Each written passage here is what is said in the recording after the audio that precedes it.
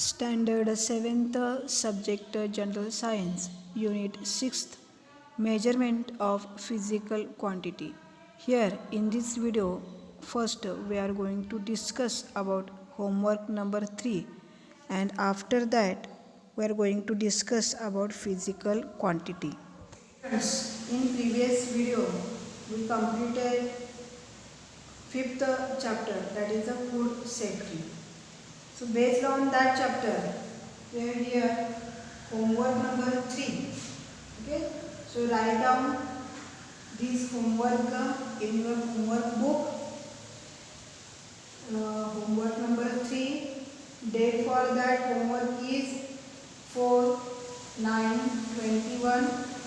Name of the homework is 5th chapter's name, that is the food safety, and you have to solve here the exercise question number 1, 4th question and 5th question. या homework मध्ये हा homework तिसरा आहे. याच्यासाठी date आहे दिलेली, होमवर्कचं नाव लिहिलेलं आहे आणि एक्सरसाइज मध्ये पहिला, चौथा आणि पाचवाचा क्वेश्चन आहे. तर तो काय करायचा तुम्ही सॉल्व करायचा आहे या होमवर्क मध्ये. ओके. सो हा काय आहे homework number 3. Write down this in your book. Now see, in today's video we are going to learn about next unit, 6th chapter, that is measurement of physical quantities. Measurement of physical quantities हा नवीन chapter आपण आजपासून सुरुवात करत आहोत. So before to start, see here different pictures are given here. So in these pictures, how are various articles and materials that are shown in the picture measured? याच्यामध्ये कशा प्रकारे measurement केली जाते पहा. Brinjals that are measured in grams or kilos. Here thread is there, that is measured in meters. Bunch of vegetable, leafy vegetables, so that is measured in bundles, 1 bundle, 2 bundles. Then milk, that is measured in liters or milliliters. Here gold, that is measured in grams. Then cloth is there and that cloth is measured in meters. So all these are articles measured in different measurements. Now what is the physical quantity? आता आपण physical quantity म्हणजे काय बघूया.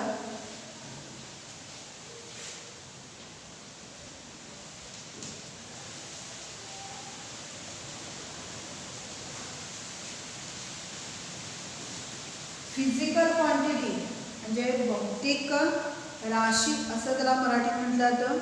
C in day to day life we measure many things such as weight of the fruits, फ्रूट्सचं वजन.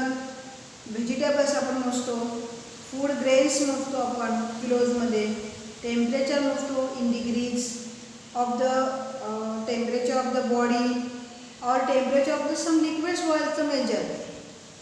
वॉटरचं temperature किंवा liquid other liquids आहेत त्याचं टेम्परेचर मेजरमेंट करतो.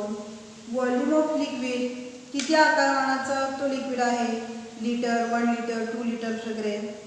डेन्सिटी ऑफ व्हेरियस सबस्टन्सेस, वेगळ्या पदार्थांची घनता किती आहे हे आपण मेजर करतो. And the speed of the vehicles, वाहनांची किती वेग आहे तर ते आपण मेजर करतो. So we measure many things in our day to day life. So here quantities such as mass, weight, distance, speed, temperature, volume, all these are called as a physical quantity. या सगळ्या क्वांटिटीजना physical quantities असं म्हटलं जातं. कुठल्या कुठल्या बघा. मास म्हणजे वस्तुमान, वेट म्हणजे वजन, डिस्टन्स म्हणजे अंतर, स्पीड म्हणजे वेग, टेम्परेचर म्हणजे तापमान आणि व्हॉल्यूम म्हणजे आकारमान. ह्या सगळ्या काय आहेत फिजिकल क्वांटिटीज आहेत. So value and unit these are expressed in magnitude of the physical quantity. आता आपण त्या फिजिकल क्वांटिटी ज्या आहेत ज्या आपण मोजतो तर त्याला एक्सप्रेस करण्यासाठी म्हणजे त्या दर्शवण्यासाठी आपण काय करतो हिअर वी त्याची व्हॅल्यू म्हणजे त्याचं किती आहे ती किंमत आणि त्याचं एकक म्हणजे युनिट हे काय करतो वापरतो. म्हणजे बघा कसं तर तुम्ही फ्रूट्स घेतले काही फ्रूट्स घेतले तर त्याचं मेजरमेंट केला तुम्ही मापला ते तर किती आहे 2 kgs आहे. 2 ही त्याची व्हॅल्यू झाली आणि kg म्हणजे किलोग्राम्स हे त्याचं काय झालं युनिट झालेलं आहे. ओके लक्षात आलं का पहा. म्हणजे कुठलीही फिजिकल क्वांटिटी मेजर करताना आपण काय करतो त्याची व्हॅल्यू आणि त्याचं युनिट जे आहे तर ते काय करतो लिहितो आपण. सो वी एक्सप्रेस दर्शवताना to express all these physical quantities in value and in the unit. ते लिहिताना आपण काय करतो व्हॅल्यू का लिहितो आणि त्याचं युनिट आपण लिहित असतो. Here for example is given here in your textbook Swarali walks 2 kilometers every day. Swarali 2 kilometre चालते. इथं 2 and kilometers 2 are here, 2 things are here expressed. In this example 2 is the value and kilometer is the unit which is used to express the magnitude of the distance which is the physical quantity. आता इथे काय बघा kilometres हे काय आहे unit आहे. हे unit कशाचं आहे कोण ते त्याच्यामुळे कोण एक्सप्रेस होतं तर डिस्टन्स कळतं आपल्याला. किलोमीटर्स म्हटल्यानंतर काय होतं आपल्याला डिस्टन्स ही जी फिजिकल क्वांटिटी आहे तर ती एक्सप्रेस केली जाते. So here that magnitude of the distance is expressed in this example and here this is the physical quantity. ही जी डिस्टन्स आहे ही काय आहे फिजिकल क्वांटिटी आहे. तसं आता हे क्वांटिटीज जे आहेत so these quantities are of 2 types. या क्वांटिटीचे आपण काय करू शकतो 2 टाइप्स आपण सांगू शकतो. These are 2 types. Scalar quantity and second one is a vector. Scalar quantity and vector quantity. These are 2 types of quantity. ह्या काय 2 टाइप्स का काय क्वांटिटी आपल्याला सांगता येते. आता स्केलर क्वांटिटी कुणाला म्हणायचं पहा कुठल्या क्वांटिटीज मग असे आपण काही एक्झाम्पल्स बघितले बघा वेग मास डिस्टन्स टेम्परेचर हे डेन्सिटी व्हॉल्यूम ह्या सगळ्या काय फिजिकल क्वांटिटी आहेत. त्याच्यामध्ये स्केलर क्वांटिटीज कोणत्या आणि वेक्टर क्वांटिटीज कोणाला म्हणायचं हे पहिल्यांदा आपण पाहूयात. A quantity that can completely expressed by it's magnitude alone that is called as a scalar quantity. म्हणजे अशी क्वांटिटी जी एक्सप्रेस करताना फक्त कशाची गरज असते मॅग्निट्यूडची गरज असते. म्हणजे इथं व्हॅल्यू आणि त्याचं युनिट जे आहे तर ते दिलं की संपलं इथं म्हणजे इथं दुसऱ्या बाकी कशाची गरज नसते. So here that is expressed by magnitude. Magnitude जो आहे म्हणजे परिमाण जे आहे तर ते फक्त देणं काय गरजेचं असतं त्याची फक्त गरज असते ते एक्सप्रेस करण्यासाठी स्केलर क्वांटिटीचा. So all that are the scalar quantity here. For example only magnitude that is the value with the unit is only necessary. Value आणि युनिट एवढंच काय असतं म्हणजे these quantities are expressed in magnitudes only. मॅग्निट्यूडची काय असते फक्त गरज असते. म्हणजे इथं व्हॅल्यू आणि त्याचं युनिट एवढंच गरजेचं असतं. So here that is used to express quantities such as length, breadth, area, mass, temperature, density, time, work, etc. इथे एक्झाम्पल्स कुठले सांगितले बघा. हे एक्झाम्पल्स तुम्हाला माहिती पाहिजे कुठल्या स्केलर क्वांटिटी असतात. परत एकदा बघा लेंथ, ब्रेड्थ, त्याच्यानंतर एरिया, मास आहे, एरिया म्हणजे क्षेत्रफळ, मास म्हणजे वस्तुमान, टेम्परेचर तापमान, डेन्सिटी म्हणजे घनता, टाइम म्हणजे वेळ, त्याच्यानंतर वर्क म्हणजे कार्य, हे सगळे काय आहेत स्केलर क्वांटिटीज आहे. So here thus we can say that the length of the tunnel is 2 kilometres.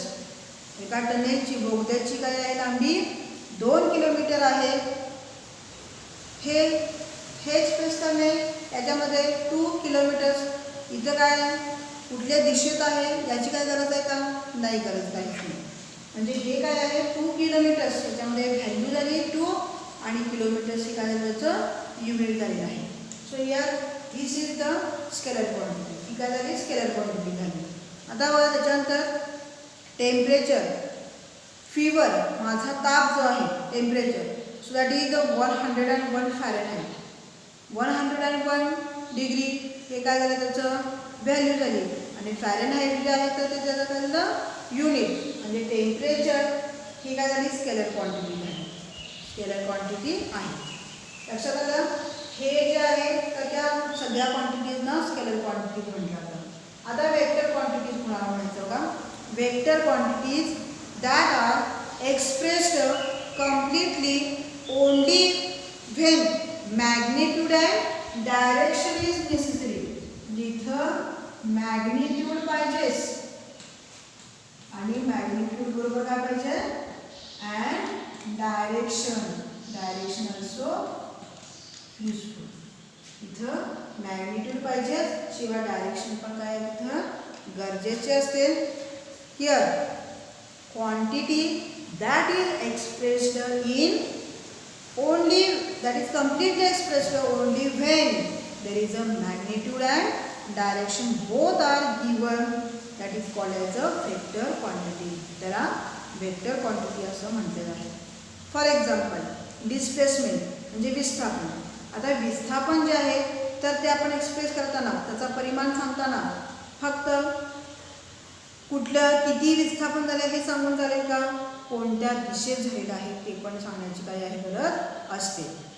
Displacement is expressed while expressing displacement we need magnitude as well as direction. आणि म्हणून हे काय आहे वेक्टर क्वांटिटी आहे.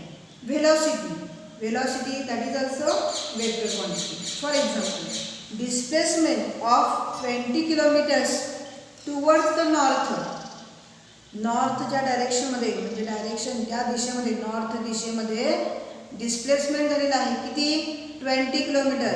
मग इथं north ही direction झाली आणि 20 किलोमीटर्स हे काय झालं त्याचं मॅग्निट्यूड झालेलं आहे. म्हणजे अशा प्रकारे इथं आपण काय केलं बघा मॅग्निट्यूड पण सांगितलं आणि डायरेक्शन पण सांगितलेले आहे while expressing displacement. Here aeroplane flying at the velocity of 500 kilometers per hour towards Mumbai. Aeroplane तर त्याची व्हेलॉसिटी जी आहे तर ती सांगितलेली आहे. व्हेलॉसिटी कोणत्या दिशेने ती मुंबईच्या दिशेने चाललेली आहे आणि किती मॅग्निट्यूड आहे त्याचं 500 kilometre per hour. 500 kilometre per hour हे काय झालं त्याचं मॅग्निट्यूड झालं आणि मुंबईच्या दिशेने towards the Mumbai, so that is the direction. म्हणजे ही व्हेलॉसिटी ही पण काय आहे वेक्टर क्वांटिटी. म्हणजे डिस्प्लेसमेंट लक्षात घ्या डिस्प्लेसमेंट आणि काय displacement and velocity both are vector quantity. ह्या दोन्ही काय आहेत वेक्टर क्वांटिटीज आहेत. आता याच्यानंतर बघा याच्यानंतर आपण आणखीन एक कन्सेप्ट बघूया मास आणि वेट. याच्यामध्ये कंपॅरिझन करूया आपण. मास कुणाला म्हणायचं आणि वेट कुणाला म्हणायचं. बऱ्याच वेळेला आपण ह्या दोन्ही ज्या वेगवेगळ्या काय आहेत क्वांटिटीज आहेत पण आपण त्या एकच असं समजतो. Both these two are different. तर याच्यामधला डिफरन्स आपल्याला बघायचा आहे मास अँड दुसरं आहे वेट. मास म्हणजे वस्तुमान, वेट म्हणजे वजन. So what is mass? The amount of matter present in the substance, that is the mass. So here what is mass? That is the amount of matter. Amount of matter. Okay. Then matter is a natural tendency to resist the change in its state, which is called as a inertia. Matter जो आहे म्हणजे कुठलाही पदार्थ जो आहे तर त्याची काय आहे नॅचरल टेंडन्सी असते to resist the change in their state, म्हणजे स्वतःची जी अवस्था आहे तर ती बदलत नाही, त्याच अवस्थेमध्ये राहण्याची काय असते त्यांची टेंडन्सी असते. So that tendency of the matter is called as a inertia. तर त्या टेंडन्सीला इनर्शिया म्हणजे जडत्व असं म्हणतात. म्हणजे समजा तुम्ही इथं हा बॉक्स ठेवलेला आहे तर कुठलाही बाहेरचा फोर्स लावल्याशिवाय तर हा बॉक्स स्वतःची जागा बदलणार नाही. So that remains as it is. The tendency of this box to remain in a resting position. Either we cannot apply any external force on this box. जोपर्यंत आपण काय करू इथं कुठलाही एक्सटर्नल फोर्स अप्लाय करत नाही तोपर्यंत या बॉक्सची टेंडन्सी काय असते रेस्टिंग पोझिशनलाच राहणे. सो त्या मॅटरची जी काय आहे ते एक नॅचरल टेंडन्सी आहे, तिला इनर्शिया असं म्हटलेलं आहे. मास is a quantitative measure of the inertia of the object. आणि हे मास जे आहे तर ते काय आहे क्वांटिटेटिव्ह, क्वांटिटी आहे म्हणजे जी काय क्वांटिटी प्रमाण दिलेलं आहे, किती प्रमाणात आहे ही इनर्शिया, त्या ऑब्जेक्टमध्ये इनर्शिया किती प्रमाणात आहे ते म्हणजेच काय मास आहे. सबस्टन्सची टेंडन्सी कोणती आहे इनर्शिया आहे आणि हे इनर्शिया किती प्रमाणात आहे हे एक्सप्रेस करणे म्हणजेच काय त्याचं मास सांगतो. Mass is a scalar quantity. ही काय आहे स्केलर क्वांटिटी आहे, स्केलर क्वांटिटी. ओके, ही काय आहे स्केलर क्वांटिटी आहे. Now it does not change from place to place anywhere in the world. कुठेही जगभरामध्ये गेला तर यामध्ये याच्या व्हॅल्यूमध्ये अजिबात फरक पडत नाही. The quantities mass and weight are however different. आणि म्हणून जे मास आहे किंवा वेट आहे त्या दोन्हीच्या फिजिकल क्वांटिटी ज्या आहेत त्या पूर्णपणे एकमेकांपासून काय आहेत डिफरंट आहे. Gram and kilogram are the units of the mass. आणि मास आपण कशामध्ये युनिट्समध्ये सांगतो gram and kilogram. So these are the units. हे काय आहे त्याचे युनिट्स आहे. नाव when we use the two pan common balance in the shop we compare two masses. आता जेव्हा आपण तराजूमध्ये दोन काय करत असतो वस्तू काय करतो मोजतो आपण, एका बाजूला काय करतो वजन आणि दुसऱ्या बाजूला काय करतो आपण एखादा ऑब्जेक्ट ठेवतो, तेव्हा आपण तिथं वजन मोजत नाही तर काय मोजतो मासचं कंपॅरिझन आपण करत असतो, त्यांची तुलना करत असतो. तिथं आपण काय करत नाही वेट मेजर करत नाही, लक्षात घ्या. आणि म्हणून ह्या मास आणि वेट जे आहेत ह्या दोन्ही काय आहेत वेगवेगळ्या क्वांटिटीज आहेत. Now see weight. What is weight? What we measure in grams kilograms is mass and that is not the weight. आपण जे ग्रॅममध्ये किलोग्रॅममध्ये जे काय मोजतो तर ते काय आहे त्याचं मास आहे, ते वेट नाही आहे. So the gravitational force that acts on this mass is called as a weight. Weight is nothing but the gravitational force. हा काय आहे gravitational force that acts on a mass. त्या ऑब्जेक्टवर किंवा त्या मासवर ॲक्ट होणारा काय आहे gravitational force आहे, that is the weight. Hence here the gravitational force by which the earth attracts the object towards its center, that is called as the weight of the object. आणि म्हणून gravitational force माहिती आहे तुम्हाला. So that is the force exerted by earth on every object towards its centre. पृथ्वीने काय केलं तर प्रत्येक ऑब्जेक्टवर पृथ्वी काय करते, एक फोर्स ॲक्ट करते तिच्या केंद्राकडे. तर ते काय असतं, ग्रॅव्हिटेशनल फोर्स असतो. And this gravitational force which is earth attract that object towards the centre of the earth. And that is nothing but the weight of that object. आणि ते म्हणजेच काय, त्या ऑब्जेक्टचं वेट आहे. Therefore weight is a vector quantity. म्हणून weight जे आहे तर ती वेक्टर क्वांटिटी आहे. कारण इथं डायरेक्शन कुठल्या दिशेने तो काय आहे, कोणत्या दिशेने हा ग्रॅव्हिटेशनल फोर्स ॲक्ट आहे हे काय करायचं इथे एक्सप्रेस करणं, हे सांगणं खूप गरजेचं असतं. म्हणजे magnitude as well as direction is necessary to express this. Therefore weight is a vector quantity. Here it is different at different places. तर हे जे वेट आहे तर ते काय असतं, this is a different at different places. Different at different places, वेगवेगळ्या ठिकाणी. And this one is a same at everywhere. कुठेही काय असतं, हे सेम असतं.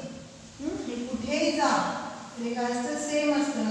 But this one is a weight is a different at different places. का असतं, because gravitational force is different at different places.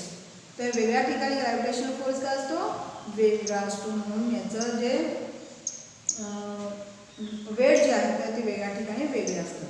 आता हे जे ग्रॅव्हिटेशनल फोर्स आहे तर हा फोर्स जो आहे तर तो न्यूटनमध्ये काय केला, तो एक्सप्रेस केला जातो. आणि म्हणून वेट जे आहे त्याचं युनिट जे आहे तर ते काय असतं, न्यूटन असतं. याचं जे वेट आहे, वेट जे आहे तर ते त्याचं युनिट जे आहे तर ते न्यूटन असतं. Now see here, will it be possible to use one and the same unit to measure the physical quantities like the mass, weight, distance, velocity, temperature, etc. तर हे सगळे जे क्वांटिटीज आहेत तर त्याला एक्सप्रेस करताना आपण एकच युनिट जर यूज केलं तर हे पॉसिबल होऊ शकतं का, हे सगळे क्वांटिटीज मेजर करणं. म्हणजे ज्या युनिटनी म्हणजे किलोमध्येच तुम्ही टेम्परेचर मोजू शकता का, किंवा डिग्री जे आहे तर त्याच्यामध्ये मास मोजू शकता का, किंवा वेट मोजतात त्यानेच काही तुम्ही डिस्टन्स मोजणार का, नाही. So this is not possible to use one and same unit to measure the different physical quantity. So every day of face we measure many different physical quantities. आपल्या रोजच्या आपल्याला जे दैनंदिन जीवनामध्ये आपण कितीतरी वेगळ्या प्रकारच्या फिजिकल क्वांटिटीज ज्या आहेत तर ते मेजर करत असतो. As their physical quantities are different from each other, specific unit is use to measure each quantity. या सगळ्या फिजिकल क्वांटिटीज ज्या आहेत एकमेकांपेक्षा काय आहेत, सगळ्या वेगवेगळ्या आहेत. आणि म्हणून प्रत्येक जे फिजिकल क्वांटिटी आहे तर ती मेजर करण्यासाठी स्पेसिफिक युनिटच वापरावं लागतं. And therefore different units are used while measuring different quantities. आणि म्हणून वेगळ्या क्वांटिटीज मेजर करण्यासाठी वेगवेगळे युनिट जे आहेत तर ते वापरले जातात. Now see, do you know about this? Our body has weight. Body has a weight because of the gravitational force of the earth. आपल्याला काय आहे, वजन असतं. कारण का, आपल्यावर सुद्धा ग्रॅव्हिटेशनल फोर्स जो अर्थचा आहे तर तो काय होतो, आपल्या बॉडीवर ॲक्ट होत असतो. Here the gravitational force of the moon being less, our weight will turn out to be less there. आता इथं आपल्या इथल्यापेक्षा चंद्रावर ग्रॅव्हिटेशनल फोर्स काय आहे, कमी आहे. म्हणजे आपलं जेवढं इथं काय आहे वेट आहे त्यापेक्षा चंद्रावर आपण जर गेलो तर आपलं वेट काय होणार आहे, कमी होणार आहे. So however our mass however is the same at the both places. पण आपलं जे मास आहे म्हणजे वस्तुमान आहे तर ते इथे पण म्हणजे पृथ्वीवर पण आणि चंद्रावर गेला तरी पण ते काय असणार आहे, सेमच असणार आहे.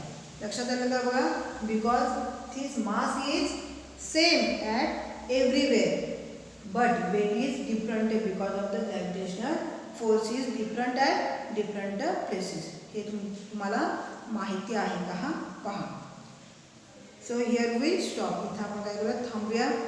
तर सी हिअर टुडेज एक्सरसाइज. काय एक्सरसाइज करायचं बघा, write the difference between mass and weight. याच्यामधला डिफरन्स लिहायचा आहे. त्याच्यानंतर write the definition and examples of the scalar quantity and vector quantity. त्याच्या डेफिनेशन लिहायच्या आणि त्याचे काय करायचे, एक्झाम्पल्स पण लिहायचे आहेत. So this is today exercise.